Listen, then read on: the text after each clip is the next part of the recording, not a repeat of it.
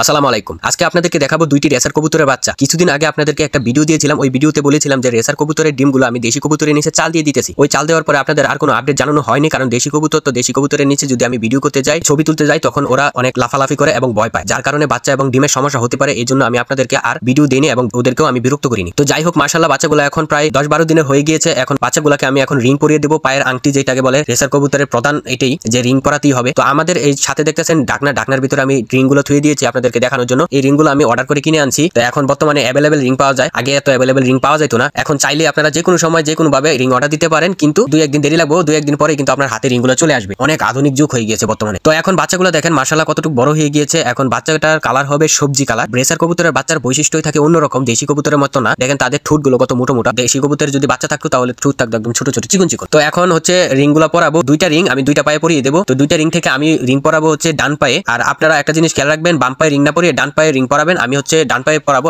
আর এই রিংগুলো হচ্ছে কিন্তু আমার পার্সোনাল রিং। আমি কিন্তু শহর অঞ্চলের দিকে থাকি না, কোনো ক্লাবের সাথে আমার যোগাযোগ নেই বা ক্লাবের আমি মেম্বার না। এদের যে প্যারেন্টস গুলো আছে বা এদের যে মা বাবা আছে, ওইগুলো কিন্তু ক্লাবেরই। আমাদের বাড়ির আশেপাশেও কোনো ক্লাব নেই যাতে আমি জয়েন হতে পারবো। ক্লাবে যদি জয়েন হন তাহলে কিন্তু ওখান থেকে রিং দেয়, বছরে বছরে কিছু পে করতে হয়, তারপর ওরা বছরে বছরে নতুন নতুন রিং দেয়। আমি ক্লাবেও জয়েন হতে পারলাম না। আবার ক্লাবে যদি আমি জয়েন হতে চাই, ক্লাব হচ্ছে ঢাকা, আমাদের থেকে খুব দূরে, অনেক দূরে, যার কারণে আমি এসবে জয়েন হতে পারছি না। এখন আপনাদেরকে দেখাবো পার্সোনাল ট্যাগ কিভাবে লাগাবেন, সহজে কিভাবে লাগাবেন। ঠিক আছে, ট্যাগে যদি লাগাতে চান তাহলে মনে রাখবেন কবুতর বা মুরগির থেকে একটা আলাদা পাখনা আছে না, পাখনা নিয়ে নিবেন, পালক যেটাকে বলি, ওই পালকটা নিয়ে নিবেন। পালকটা নিলে কি হয়, তখন বাচ্চাটার যেই 5 নাম্বার আঙ্গুলটা থাকে নাকি 5 নাম্বার না 4 নাম্বার আঙ্গুল যেটা থাকে, ওইটা ছোটাতে খুব সহজ হয়। আপনারা খেয়াল রাখবেন কবুতরের বাচ্চাকে আন্টি পরানোর যে সময়টা আরেকটু ছোট থাকে পরাবেন। আমি বড় করে তারপর পরেছি, আরেকটু ছোট মনে করেন আর 2 দিন আগে পরালে একটু ভালো হয়। এই বাচ্চাগুলো তো উপরে খোপের উপর থাকে, খোপের উপর গিয়ে বেশিরভাগ দেখা যায় না, এই জন্য 2-4 দিন পর একটু দেখতাম। তো দেখার পর একটু বড় হয়ে গেছে, আমি আশা করি কোনো সমস্যা হবে না, ওরা পড়তে পারবে, ওদেরকে পড়াতে পারবো। বেশি বড় হলে কি হয়, বাচ্চাগুলো যখন আন্টি পরাবেন তখন পায়ে ব্যথা পাওয়ার সম্ভাবনা থাকে বেশি। এই জন্য ছোট থাকতেই পরাবেন। একদম ছোট থাকতে আবার পরিয়ে দেন না, তাতে বাচ্চার সমস্যা হয় এবং বাচ্চার পা থেকে আংটি খুলে পড়ে যায়। একদম ছোট থেকে যদি আপনারা পরান, মনে করেন 2-3 দিনের বাচ্চারা যদি আপনি পরান, তখন বাচ্চা কিন্তু একটু ব্যথা পাওয়ার সম্ভাবনা থাকতে পারে। আপনার একটু বড়,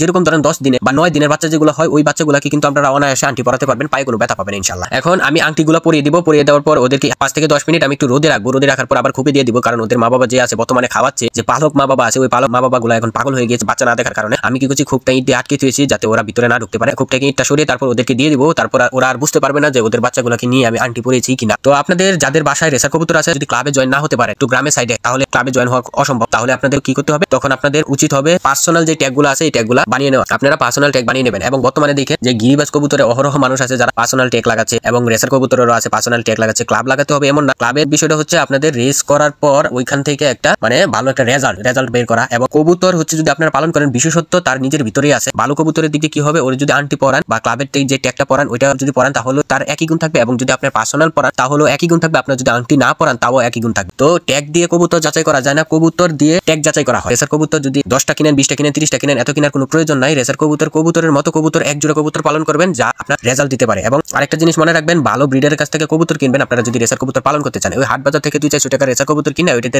রেস করার জন্য আপনারা কিনবেন না। যদি নামে কিনেন যে রেসার কবুতর নামে আছে, আপনারা পালন করতে পারবেন, তাহলে ওইটা কিনতে পারেন। রেস করার জন্য ভালো একজন ব্রিডারের কাছে, বিশ্বস্ত একজন ব্রিডারের কাছ থেকে তাদের ব্লাড লাইন দেখবেন, তাদের পেডিগ্রি আছে ওইটা দেখবেন, তারপর একটা কবুতর ক্রয় করবেন। বাড়িতে 10টা কবুতর থাকার কোনো প্রয়োজন নাই, একটা কবুতর থাকলেই যথেষ্ট। যাই হোক, দেখেন ওদেরকে কিন্তু এখন ট্যাগ পরিয়ে দিলাম। ট্যাগ পরানোর পর মাশাআল্লাহ কত সুন্দর লাগতেছে। বাচ্চাগুলোর বয়স তুলনা অনুযায়ী তাদের স্বাস্থ্য মাশাআল্লাহ খুব সুন্দর আছে। আশা করি যখন 1 মাসের হবে, তারা 1 মাসের আগেই খাওয়া দাওয়া ঠিকমতো শিখে যাবে। ধরেন কিছু কিছু কবুতর আছে যেগুলো বাপ মা তাদেরকে ভালো করে খাওয়ায় না। যখন খাওয়ায় না, তাদের শরীর স্বাস্থ্য ভালো হয় না এবং তাদের গ্রোথ ভালো হয় না। গ্রোথ যদি ভালো না থাকে, শরীর স্বাস্থ্য যদি ভালো না থাকে, তখন কিন্তু বাচ্চাগুলা রেস করতে সমস্যা হয়। শরীর দুর্বল থাকলে রেস করানো যায়। আপনারা সবসময় খেয়াল রাখবেন যাতে রেসার কবুতরের বাচ্চার ছোটবেলা থেকে তাদের স্বাস্থ্য ঠিক থাকে। স্বাস্থ্যটা যদি ঠিক রাখতে পারেন তাহলে রেস করানো যাবে। আপনারা কিছু কিছু জায়গা থেকে মনে করেন দুর্বল বাচ্চা কিনলেন, দুর্বল বাচ্চা যদি আপনারা রেস করান, ও পড়বে, তত ব্লাড লাইন ভালো হোক না কেন ও পড়ে যাবে। আর এই যে দেখতেছেন এই বাচ্চাগুলা মূলত 2টা লাইন থেকে আসে, এক হচ্ছে কার্লোস লাইন, এক হচ্ছে আলাদিন লাইন। 2টা লাইন থেকে বাচ্চাগুলো আসছে ইনশাআল্লাহ। বাচ্চাগুলোর জন্য দোয়া করবেন যাতে ওরা বড় হতে পারে এবং রেস করতে পারে। বড় হওয়ার পরে ওদেরকে দিয়ে আমি রেস করাবো এবং সকল কিছু আপনাদেরকে দেখাবো ইনশাআল্লাহ।